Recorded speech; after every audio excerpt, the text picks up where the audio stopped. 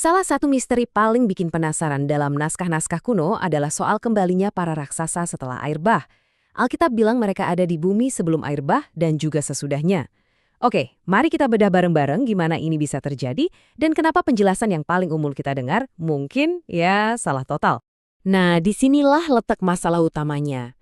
Kalau air bah itu benar-benar menghapus semua kehidupan di darat yang nggak ada di dalam Bahtera Noh, gimana ceritanya makhluk-makhluk ini, para Nephilim ini, bisa muncul lagi di tanah Kanaan berabad-abad kemudian?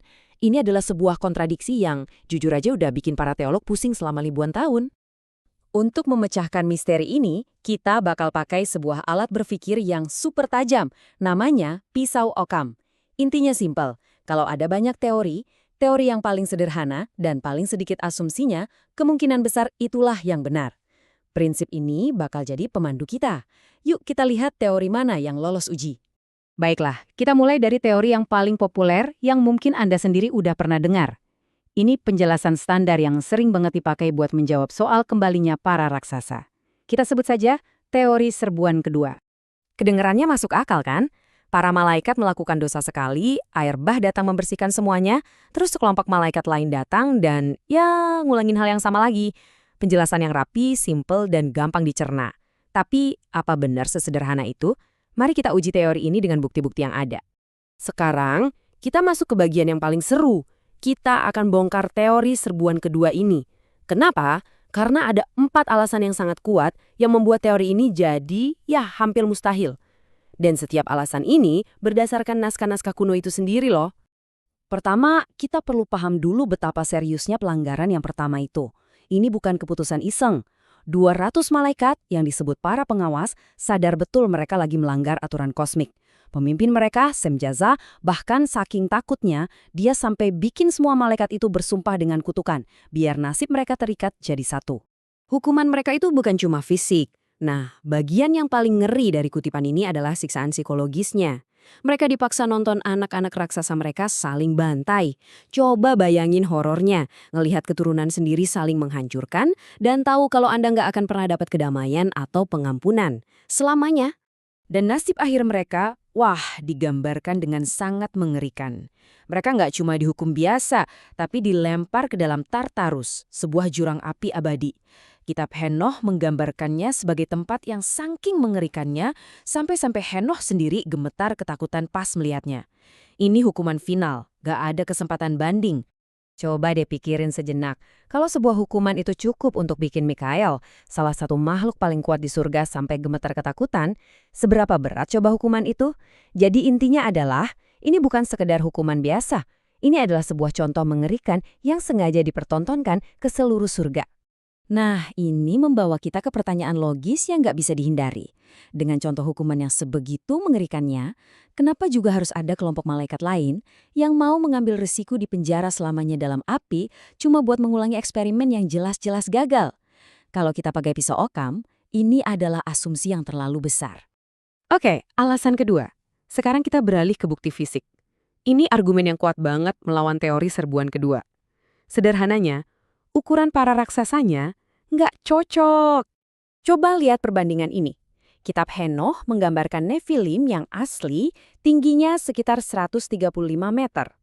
Tapi para raksasa yang ditemui bangsa Israel setelah air bah, kayak orang Amori, digambarkan oleh Nabi Amos setinggi pohon aras. Itu sekitar 9 sampai 30 meter. Bedanya jauh banget. Biar lebih kebayang ya, Nephilim yang asli itu tingginya kira-kira setara dengan panjang Bahtera Noh. Itu seperti gedung pencakar langit berjalan, sedangkan raksasa pasca banjir, meskipun ya masih gede banget, tapi nggak ada apa-apanya. Mereka lebih mirip menara BTS daripada gedung pencakar langit. Dan ini kan jadi menimbulkan pertanyaan yang jelas. Kalau memang ada serbuan kedua dengan resep yang sama persis, DNA malaikat dicampur DNA manusia, kenapa hasil akhirnya bisa beda jauh? Logikanya hasilnya harusnya konsisten dong. Ketidakkonsistenan ini justru menunjukkan kalau resepnya kemungkinan besar berbeda. Alasan ketiga ini murni soal strategi. Serbuan yang pertama itu serangan total, merusak garis keturunan genetik hampir semua kehidupan di planet ini. Tapi serbuan kedua yang katanya terjadi ini, kok kayaknya aneh, fokusnya terbatas banget dan terus terang nggak efisien. Kalau tujuannya adalah buat menghentikan kedatangan Mesias, kenapa mereka malah mengabaikan garis keturunan Sem yang merupakan garis keturunan Mesias itu sendiri dan malah menargetkan keturunan Ham? Aneh kan? Dan ini dia pukulan telaknya untuk teori serbuan kedua. Ini argumen yang paling sederhana, tapi mungkin juga yang paling menghancurkan. Coba deh pikirin, dari semua sumber yang menggambarkan serbuan pertama dengan begitu detail, Alkitab, Kitab Enoch, Kitab Yobel, nggak ada satupun, sekalipun, yang pernah menyebutkan kejadian ini terulang lagi. Teori ini sepenuhnya dibangun di atas ketiadaan bukti. Ini adalah argumen dari kesunyian, dan dalam kasus ini, kesunyian itu benar-benar memekakan telinga. Jadi, berdasarkan 4 poin tadi, kita bisa ambil sebuah kesimpulan yang cukup jelas. Dan kesimpulan itu justru membuka pintu ke sebuah pertanyaan baru yang jauh lebih menarik. Dengan menerapkan pisau Occam, teori serbuan kedua ini jelas nggak lolos.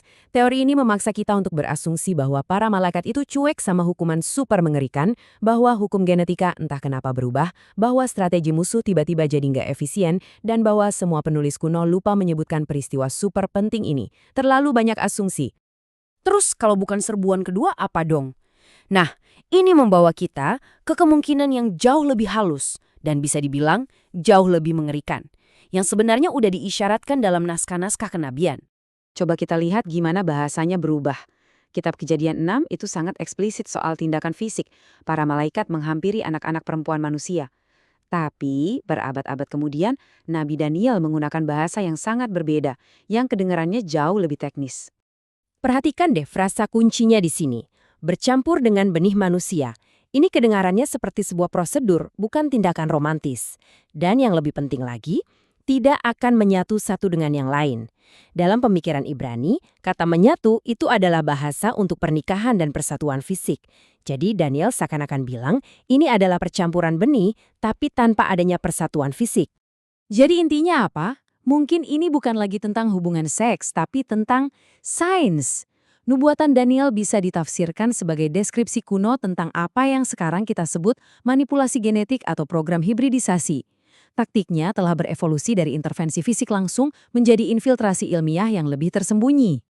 Dan ini meninggalkan kita dengan satu pertanyaan besar yang bikin merinding. Kalau tidak ada serbuan malaikat kedua, dan kita tahu raksasa pasca banjir itu nyata, maka hanya ada satu kemungkinan yang mengganggu. Entah bagaimana caranya, kerusakan genetik itu berhasil lolos dari air bah. Pertanyaannya adalah, bagaimana caranya? Nah, itulah misteri sebenarnya yang perlu kita pecahkan selanjutnya.